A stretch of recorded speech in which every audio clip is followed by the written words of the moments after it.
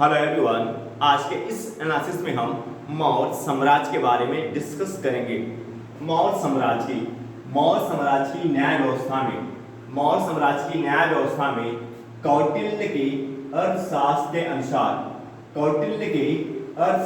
अनुसार न्यायालय दो प्रकार के थे। फर्स्ट न्यायालय को धर्मस्थीय कहते थे।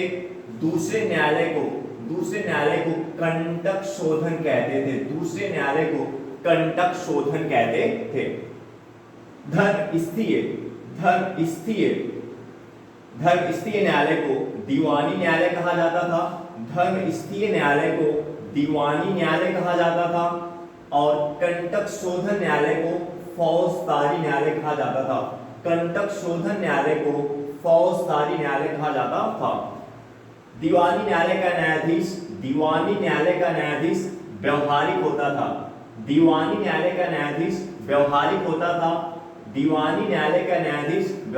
होता था।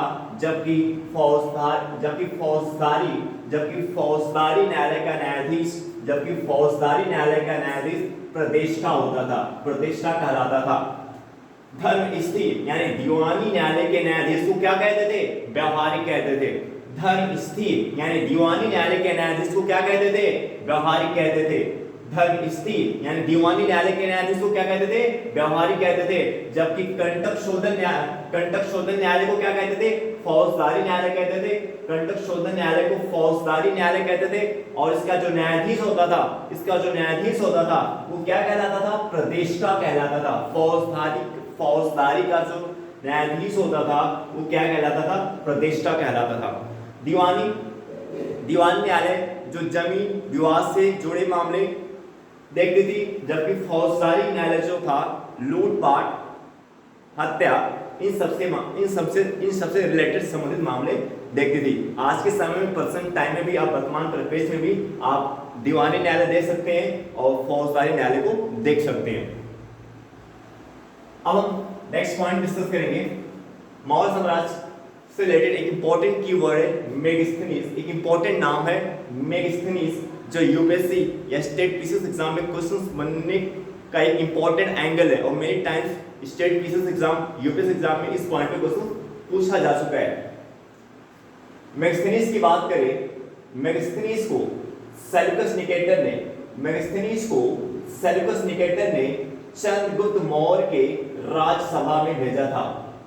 मेगास्थनीज को सेल्यूकस निकेटर ने चंद्रगुप्त मौर्य के राजसभा में भेजा था। आपको पता है कि मौर्य साम्राज्य की स्थापना किसने की थी? चंद्रगुप्त मौर्य ने की थी। अगर आप बात करें सेल्यूकस निकेटर है, यह सिकंदर का उत्तराधिकारी था। सेल्यूकस निकेटर सिकंदर का उत्तराधिकारी था और मैसेडोनिया का सेनापति था। सेल्यूकस निकेटर सिकंदर का उत्तराधिकारी था और मैसेडोनिया का सेनापति था। मैसेडोनिया कहां पे लोकेटेड है? साउथ ईस्ट यूरोप में। मैसेडोनिया कहां पे लोकेटेड है? साउथ ईस्ट यूरोप में लोकेटेड है। मैसेडोनिया की लोकेशन क्या है? South east Europe in person time. Megasthenes जो है ये क्या था? यूनानी राजदूत था। मेगास्थनीज क्या था? ये यूनानी राजदूत था जिसको सेल्यूकस निकेटर ने चंद्रगुप्त मौर्य के राजसभा में भेजा था। अब हम बात करें यूनानी शब्द क्या होता है? यूनानी जब आप एनसीईआरटी की बुक पढ़ते हैं, न्यू यूपीएससी एस्पिरेंट्स जब वो एनसीईआरटी की बुक पढ़ना शुरू करते हैं और उनको इस प्रकार के कीवर्ड्स आ जाते हैं। यूनानी बहुत से ऐसे कीवर्ड्स होते हैं जो आपको एनसीईआरटी पढ़ते समय आपको परेशान करते हैं, जिस कारण से आपका मन एनसीईआरटी की बुक में पढ़ने में नहीं लग पाता है और आप एनसीईआरटी की बुक को छोड़ करके क्लास नोट के पीछे आप दौड़ना शुरू कर देते हैं। जबकि यूपीएससी एग्जाम अगर आपको क्लियर करना है तो एनसीईआरटी पे पकड़ आपकी होनी चाहिए। तो जो यूनानी है, यूनानी क्या है? यूनानी जो है यूनान देश के लोगों को क्या कहते हैं? यूनानी कहते हैं। यूनान देश के लोगों को क्या बोलते हैं? यूनानी कहते हैं। और यूनान किस कॉन्टिनेंट में लोकेटेड है यूनान। यूनान देश किस कॉन्टिनेंट में लोकेटेड है? यूरोप कॉन्टिनेंट में। यूनान देश किस कॉन्टिनेंट में लोकेटेड है? यूरोप कॉन्टिनेंट में लोकेटेड है। और जो आपका यूनान देश है भूमध्य सागर के जो आपका यूनान देश है, ये जो यूनान देश है ये भूमध्य सागर के नॉर्थ ईस्ट यानी उत्तर पूर्व में, यूनान देश भूमध्य सागर के उत्तर पूर्व में स्थित, उत्तर पूर्व में नॉर्थ ईस्ट में स्थित द्वीपों का समूह है। जो यूनान देश है ये भूमध्य सागर के उत्तर पूर्व में लोकेटेड, उत्तर पूर्व में स्थित द्वीपों का समूह है। यूनान क्या है? भूमध्य सागर के उत्तर पूर्व में स्थित द्वीपों का समूह है। मेगास्थनीज की पुस्तक का नाम इंडिका है। मेगास्थनीज की पुस्तक का नाम इंडिका। मेगास्थनीज की पुस्तक का नाम क्या था? इंडिका था। मेगास्थनीज की पुस्तक का नाम क्या है? इंडिका है। इंडिका में मेगास्थनीज ने अपनी पुस्तक इंडिका में भारतीय समाज को 7 पार्ट में डिवाइड किया है, 7 पार्ट में विभाजित किया है। मेगास्थनीज ने अपनी पुस्तक इंडिका में भारतीय समाज को 7 पार्ट में 7 भागों में विभाजित किया है। प्रथम भाग को क्या कहते हैं? दार्शनिक। दार्शनिक का काम क्या होता है?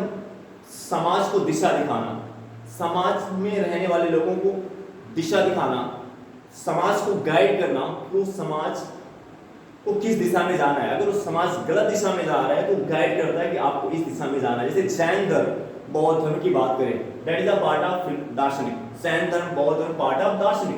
तो जैन धर्म, बौद्ध धर्म ब्राह्मणों के उस कर्मकांडी विचारधारा के अगेंस्ट में, विरुद्ध में आते हैं, जहां पे उस कर्मकांडी में जहां पे बड़े पैमाने पर पशुओं की हत्या कर दी जाती थी, बैलों की बलि चढ़ाई जाती थी, जबकि उस समय ऋग वैदिक फेज में, उत्तर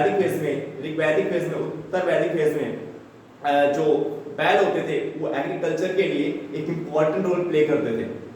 तो ऐसे में बड़े पैमाने पर बैलों के लॉस होने से जो कृषि होती थी वो प्रभावित होती थी। तो उसके अगेंस्ट में, उसके विरुद्ध में एक जो नई विचारधारा आती है जैन धर्म, बौद्ध धर्म, जिसमें ये फोकस किया गया है कि आपको किस पे बल देना चाहिए? अहिंसा पे फोकस करना चाहिए। तो दार्शनिक जो होता है वो, उसका काम क्या होता है? आप समाज को गाइड करना, अगर समाज गलत दिशा में जा रहा है तो उसको एक सही दिशा दिखाना। कृषक, पशुपालक, कारीगर, योद्धा। प्रथम भाग को क्या कहते हैं? दार्शनिक। दूसरे भाग को कृषक, तीसरे भाग को पशुपालक, कारीगर, योद्धा, निरीक्षक क्या होता है? निरीक्षक मौर्य साम्राज्य से संबंधित अधिकारी। निरीक्षक का मतलब होता है देखभाल करना, और देखभाल का काम कौन करते हैं? अधिकारीगण। मौर्य साम्राज्य के, मौर्य काल के जो अधिकारीगण और निरीक्षक का काम करते हैं देखभाल। सभासद की बात करें, सभा मतलब सदस्यों का एक समूह है जो किसी मुद्दे पर विचार विमर्श करता है। मेगास्थनीज ने अपनी पुस्तक इंडिका में कहीं पे भी दास प्रथा का उल्लेख नहीं मिलता है। मेगास्थनीज ने अपनी पुस्तक इंडिका में दास प्रथा का उल्लेख नहीं किया है। मेगास्थनीज ने अपनी पुस्तक इंडिका में दास प्रथा का उल्लेख नहीं किया। मेगास्थनीज ने अपनी पुस्तक इंडिका में दास प्रथा का उल्लेख नहीं किया, यानी मेगास्थनीज की पुस्तक इंडिका में दास प्रथा का उल्लेख नहीं मिलता है। तो आई होप दैट ये वीडियो आपको समझ में आया होगा। हम आपसे नेक्स्ट वीडियो में लेंगे। Okay, bye.